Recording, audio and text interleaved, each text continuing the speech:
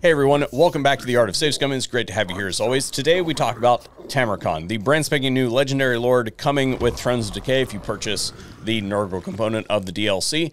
And I have gone back and with this DLC installed, looked at how the DLC units and everything play with the other factions, and they look to be roughly equivalent. Today we are going to be focusing mostly on Tamurkhan as our feature for the DLC side of Nurgle. Now, this faction plays completely different than anything else that is in the game, even as different as the Nurgle factions already were from everything else in the game. So this is going to be a pretty interesting video. So to start out with, his starting army is composed of 2 units of Great Weapons, Chaos Warriors, and then the rest of it are all DLC units. So Plague Ogres, Pestigors, and Rot Knights. These are all DLC units. They do different things. This is Ogres. This is Beastmen. This is Armor-Piercing, Anti-Large Cav. Faction effects. Tamurkhan's Chieftains. We're going to spend a lot of time on Tamurkhan's Chieftains. It's like his chief. Haha, Chieftain. Chief Mechanic. But below that, we have campaign movement range for all armies. And then recruitment health plus 10% for all non-demonic units. So if we regress for just a second and talk about the other legendary lords, Kugath was all about the Nurglings. Epidemius is all about all demonic stuff. Tamurkhan is all about the non-demonic units, so the mortal units. He is the collector of mortal units. His lord effects, wound recovery time -3, so he is built to just yeet into combat, and if you lose him, he'll be back shortly. Ability, Nurgle's favored son. So this is his active ability, and you pop this, and it gives him super buffs. So melee defense and damage resistance 20%. He also has melee attack +5 for non-demonic units in his army, and immune to psychology for non-demonic units in his army. Let's go ahead and load up this campaign, and I'll show you his start position, and then I'll load up a later campaign to show you kind of how it gets fleshed out as you progress through the campaign. So this is his start position right in front of the plans of Zambajin, and that, for reference, if you aren't familiar with the map, is pretty much right below Arcan's starting position. So he starts kind of like right here, and he takes the Writhing Fortress pretty much on turn 1. And you are pretty much predisposed to war with Kolek, Sun Eater down here. So you start at war with this faction, and probably Kolek as well. Yeah, start out at war with Kolek. So that's going to be kind of the direction that you're predisposed to go. And all this stuff is locked out here, so we will load up a new save, but this should look very familiar to you if you watched any of my Epidemius stuff, the 2-page tech tree. And then as far as if we just kind of hop into how the settlements are set up, they're very similar to what I covered with Epidemius.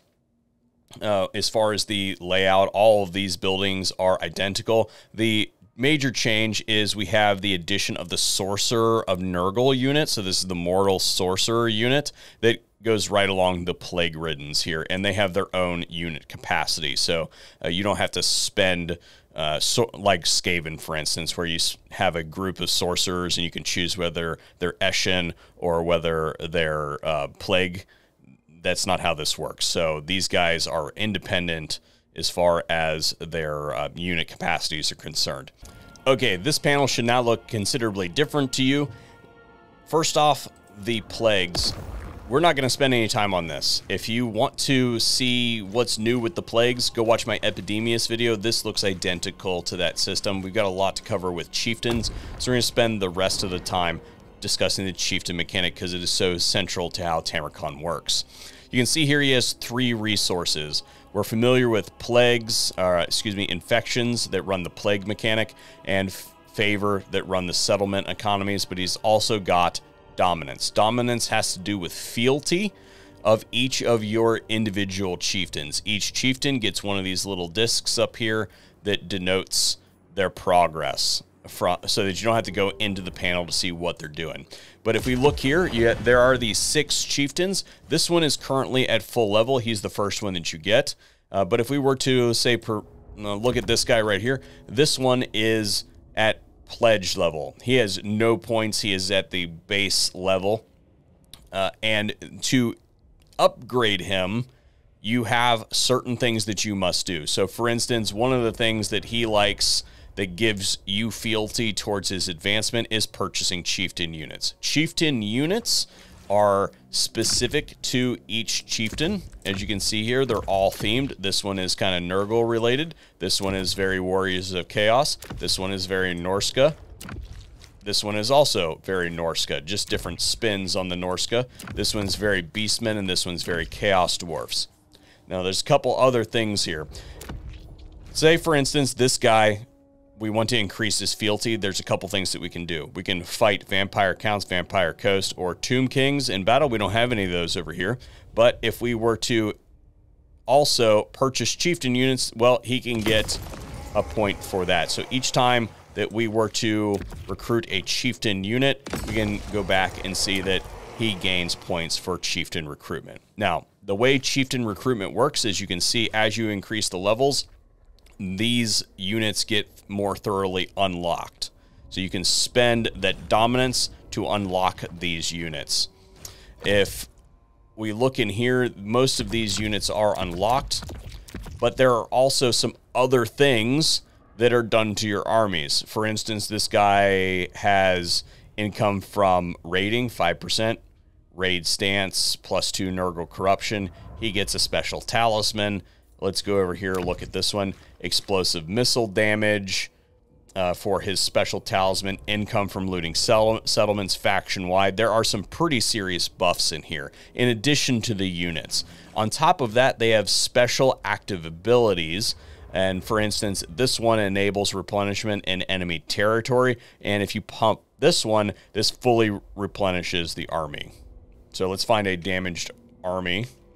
Let's see if we've got anything that is partially damaged. This one just won. So if we walk it outside, you can see that it has some damage. And he is in this army.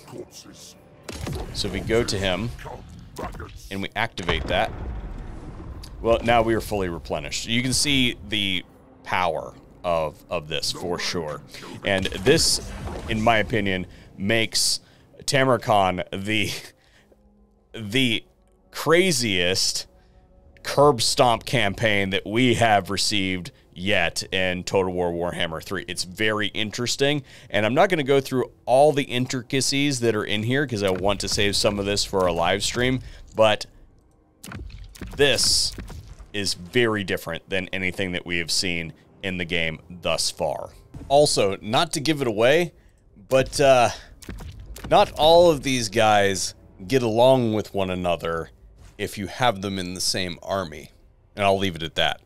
So that we're not here all day, we're not going to go through each of the individual chieftains' skill trees, because as you can see, each of these chieftains has a full skill tree. But what we will do is go through Tamurkhan's so you can get a kind of a sense of what you're dealing with here. So he starts off just on foot. He's an ogre, but then he also gets this mount, which is a toad dragon.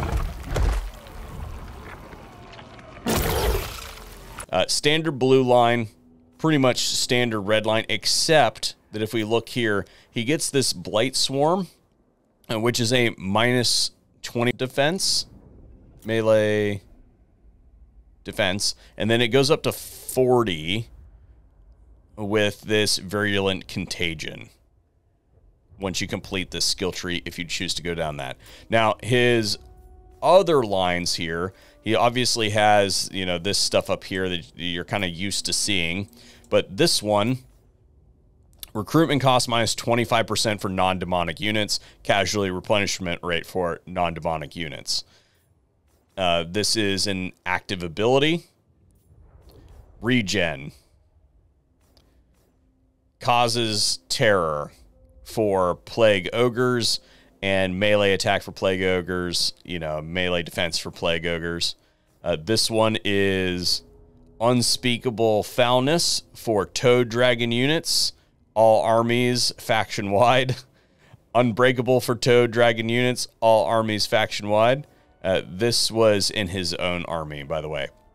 And then Master of Hosts, Vigor, loss reduction minus 25%, and upkeep minus 25% for all units, armies in the local province. So if he's traveling around, like if you train all of your dudes together, like I've set these armies off in different directions, but if you have them in the same province, then you get some pretty substantial upkeep reduction. If we look at his individual melee line here, or individual skill line, we can see that everything looks pretty standard here. There's just two skills that I want to look at. The first one is Fetid Stench, and that's leadership in a 35-meter radius, so demoralizing troops in the immediate vicinity. And then this one, which is just attack on 35-meter mortis engine effect.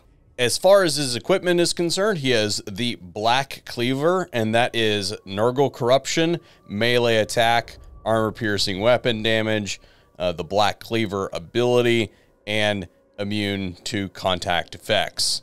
Now, he has the one quest battle, but I would also point out that each of these chieftains, as part of their fealty progression, have a quest battle. So while there is the one quest battle for Tamurkhan himself, there are an additional 6 quest battles for each of these individual chieftains. If you guys would like to see an individual video on the buffs of the various chieftains, or if you would like to see me build some armies out for these chieftains to participate in, then I think that that would be good for another video. But as of today, we are way over on time on this video. Thanks for tuning in to the Art of Save Scumming, and if you want to see a live stream on Tamurkhan, let me know.